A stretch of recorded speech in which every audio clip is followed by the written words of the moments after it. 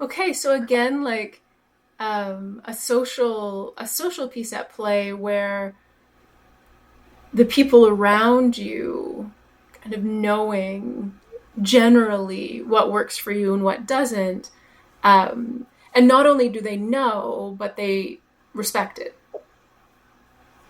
Yeah, Yeah, yeah. which I think is awesome, but Mm-hmm. it kind of way too, right? Because obviously you want to be doing those things, um, and so it does suck to not be invited to stuff or you know um, those kind of things. Like Mm-hmm. I used to be able to go on boats and stuff a couple of years ago when I was on the boat fishing. I got quite a bit of dizziness, which has kind of stayed with me. So I haven't been able to do that as much, if at all. So I used to go on a lot of trips with friends and we do kind of boating and fishing and things like that.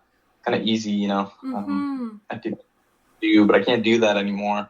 So I don't get invited to those trips. And so, yeah, it does suck for sure, right? Like, Yes. um, but it's great that it's way better than the other way. My friends being like, no, you should be doing this, or you know, inviting me to stuff, so then Yeah. I'll say no. You know, it's really nice that people they they know and they respect it, and they try to Mm-hmm. support me with Mm-hmm. the small activities. So instead, we'll go fish up at Rice Lake in North Van, and it's a tiny little lake that they stock trout in. And my friend and I will, go up there, and and yeah, it's not amazing, but it's kind of the same thing as the river, right? It's like Yes. an adaptation that's still social. It's still getting outside of. Mm-hmm. Mm-hmm. Yeah, why don't we dig into that a bit more? Because that was such a central part of the pictures that you sent and the writing that you sent, and it really sounds like um, living near that river and being able to spend time near it is such a powerful resource, I suppose, of you being able to have like small doses of what's meaningful to you in your life. I think so, yeah. And it's kind of like when you can't do vigorous activity and this it's like what can you do, right? Mm-hmm. And short walks and sitting somewhere, and those are like the main things. So it's been really great. It gives me something to talk to with people about. It's different people. My friend's a firefighter, and he'll come down with his friends, and I know some of them now. So yeah, it's just kind of something interesting. Doing the fires or when salmon are around, it gives me something to you know Mm-hmm. to talk with people about too, which I think is cool, is good Mm-hmm. because Mm-hmm. yeah, if there's not a lot going on in your day, sometimes it's like you need things to talk about with people, and Yes, my yes. girlfriend comes home or with family, so kind of fills that role as well. And it feels like a meaningful destination too. Sometimes when you don't have as much going on during the day and don't have capacity to go far, having somewhere to go that feels like a meaningful place to arrive at sounds like Yeah, it's it's kind of really worthy, right? important. It's Yeah. Yeah, it's not like a regular city park or something like it is. It is a Mm-hmm. beautiful river, and it does always change, which is cool. Like even in the winter, you go down and the water will be 12 feet higher, and there'll be giant, full-on trees shooting down, and so Hmm. it's Mm-hmm. to see the change, and it's a bit humbling, right, in a way, because it is very powerful. Another place I'll go is a lot of Skates Park or Wayabichin Mm-hmm. in just kind of in North Van on the way to Deep Cove, and some of the beaches around there are just stunning too. So, like, especially in the summer, going for a little walk, sitting next to the beach, on the beach, watching boats go by or people on paddle boards, going for a little swim and sitting in the sun. It feels like an activity. Like, Mm-hmm. you know, especially when in the sun, you go for a little swim. It's like, it feels good on your body. Um, yeah, it just feels like a worthy active destination, as you're saying. Mm-hmm. Mm-hmm.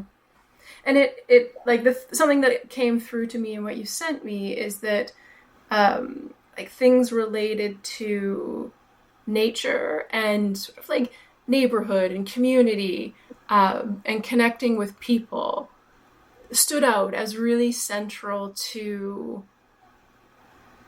things that you enjoy and things that are meaningful to you. Um, and that living well is about kind of maintaining the presence of those things in your life. Yeah. Yeah, I think so. Yeah. And even, yeah, that connection to place, right? Like, I think a lot of people are kind of ambivalent to place, maybe, but it's cool to be like rooted in a particular spot, um, in a particular little neighborhood, like a particular street. And then just North Van, or even in Squamish and Tsleil-Waututh and Musqueam territory, like it's just cool to be in a location and, yeah, feel connected to the people and the place around. And I feel like that's kind of what the river is a bit too. It is connecting like to the place you're in. Yes. Yeah. And it's been changed by, the river's been narrowed. On the other side of the river is the Squamish Nation Admin building and a bunch of like other like roadwork sites and stuff. So it's definitely not like a pristine environment. It's been dramatically altered. There's a dam on it where we get our drinking water from, out in the Capilano. So it's not like a pristine nature environment. Yeah. But it's still like a place that's meaningful. And other people, like my friends or family, like everyone loves it down there, even though it's not a pristine area. Like, we're close to the transfer and recycling station that's only 4 blocks away, but it's just a neat little spot. Yeah, and the piece that you were talking about, it kind of like rooted in place, and that you wrote about like running into neighbors, and I think you shared with me earlier today as well. I think that can be so absent in so many people's lives these days, especially kind of more urban, suburban living. But it sounds like it's a really meaningful part of the connection, just kind of rooting yourself in a neighborhood. And, you mentioned your townhouse complex, and seeing the townhouse complex people at the river, and kind of feeling a part of something bigger than yourself in a way. Yeah, and you're so right. It's so rare to have that community, like especially in apartment buildings, right? It's like, it's pretty rare. So yeah, even I was down there the other day and I was just sitting, and there was another guy who was sitting down there, and said hi, and he was new to the building, and he's like, we just moved here from Squamish, and I'm really looking to meet people. I don't know that many people. So yeah, it's kind of cool to see that other people are doing the same thing. Or even my neighbors were away, who I've become friends with, and I see their dog down at the river, and go say hi. Her brother and his girlfriend, I've never met them before, so met them, and we've been joking around a bit. So yeah, it's like a connection to, I got to meet my neighbor's family a bit more, and sent them a photo. They're in Indonesia right now. So kind of, yeah, just those like connections, I guess. And it's hyper local. I wish I could go further. I wish I could have relationships with lots of other people, but yes, it is meaningful to have a connection to your neighborhood, the people in it. Yeah. And I'm curious, like at the end of your piece, you wrote like, is this, and kind of what you just shared made me think of it, like, is this my ideal lifestyle and activity? No. To me, is it living well with pain? Absolutely. And so how do you navigate that? Like how, because I could imagine, humans being in a place where their life isn't the way they want it to be, and that could be deeply depressing. Yeah. And I'm just curious, like, how do you get depressed about it? How do you not get depressed about it? How do you navigate that kind of loss there? Yeah, I think it's a good question. I think you have to be depressed about it, right? Overall, at some point, I think the first few years are really like medical focused for me. So like, I think it's common, right? You're like on this mission to like find out everything you can about it and try everything. And so then, after that kind of goes away, then that's, I think, when the depression starts to kick in a little bit for me. you know, even though I tried like 30 medications, I was still eager to try more and still am. So I've never really got depressed about like trying new things. But then, yeah, once you really look at your life and you're like, you know, I did a PhD. I can't use my brain that much. That's like huge loss to myself. And yeah, the government put a lot into me in terms of funding and stuff. So it's a big loss. I loved where I worked at Tsleil-Waututh Nation in North Vancouver, and I love the people that I work with. So yeah, just a huge loss, and feeling guilty about being on disability. Pretty depressing. Yeah, like not being able to travel that far. I typically don't ride in planes. It's definitely depressing. So yeah, there's so many depressing parts about it. Sometimes not being able to feeling up to showering, like it's not, not being the partner I want to be, not being able to provide a life to Miranda that I thought it would, just in terms of doing stuff. It's isolating. In the pandemic, I took it really easy just because, I didn't want long COVID and chronic migraine. For sure. So yeah, definitely so many things that are depressing, isolating.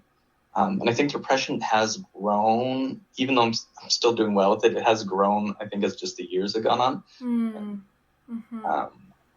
But yeah, I just try to keep focused on like, how can I structure my day to get that 10% like we talked about, right? Like what are the little things? But I don't know.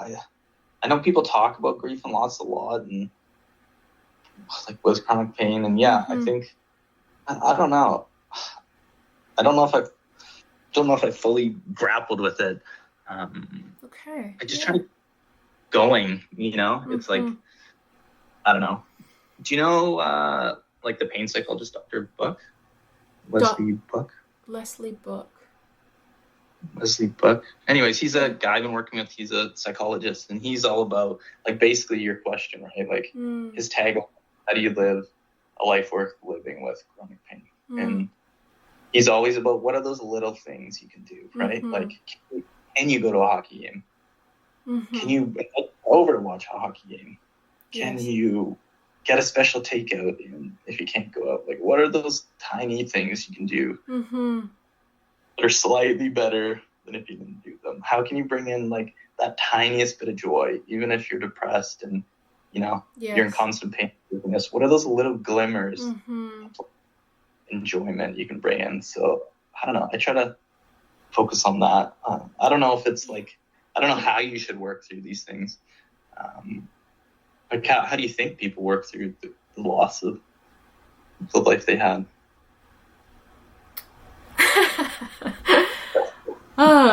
It's a really good question. And it's interesting because I think something that I am taking from doing this research project, you're the 9th person that I've spoken with, is like just humbling in terms of how much I don't know, because I've had my own journey with pain since I was a kid, and I've worked at Change Pain for 11 years now. So I've worked closely with so many people navigating pain, and I've done different like training and education all around it. And honestly, just in having these conversations with people who are in all kinds of different places, but kind of came together in response to this question, like what does living well look like, or what does doing better look like? I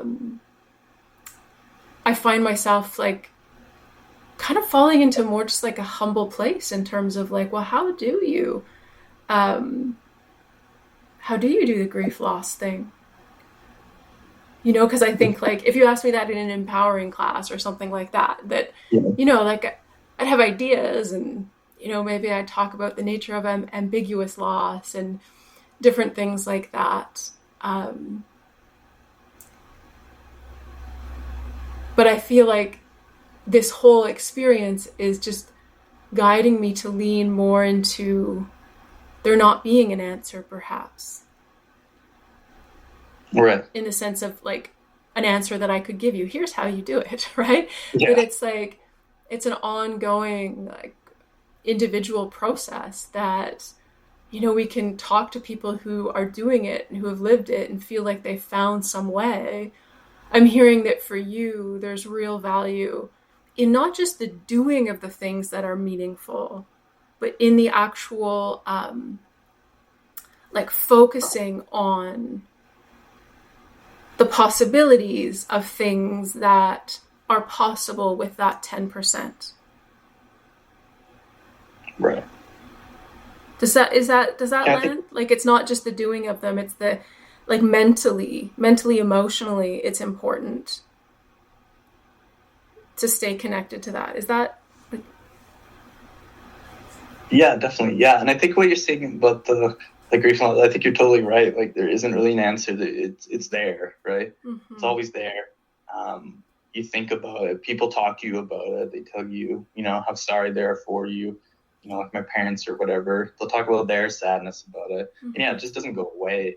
It's always there. It will always be there.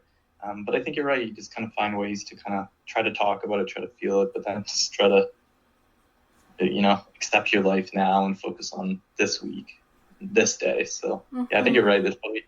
No, there's no answer to it. But yeah, mm-hmm. I think the mental part where you're saying like the preparation, the thinking about it, it's really important. Like even little trips, like it helps focus me on pacing and making sure I'm pacing well. Mm-hmm. Um, Mm-hmm. just the planning of it, like yeah, like picking a place to stay at and talking about what to do. It does like help focus you on something that's productive and that hopefully will be fun and all those things. So yeah, the thinking of it's way better than thinking about, am I doing this right? Or someone would be, Yes. Yeah. all the things we talked about before, like just trying to, okay, we're gonna go away to Quadra Island. What, let's look up to see what's going on there. What can we do? Mm-hmm. So Mm-hmm. you're right. Planning the preparation is helpful. Yeah.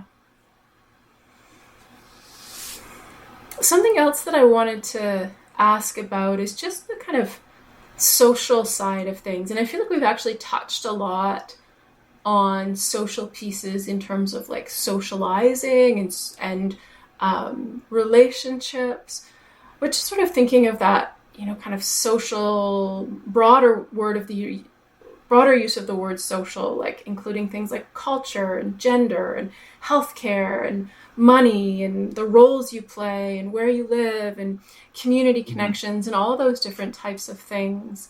And I'm wondering, are there like social pieces that stand out for you at all as playing a role in you being able to be in this place where you feel like you're living well with everything that you're navigating?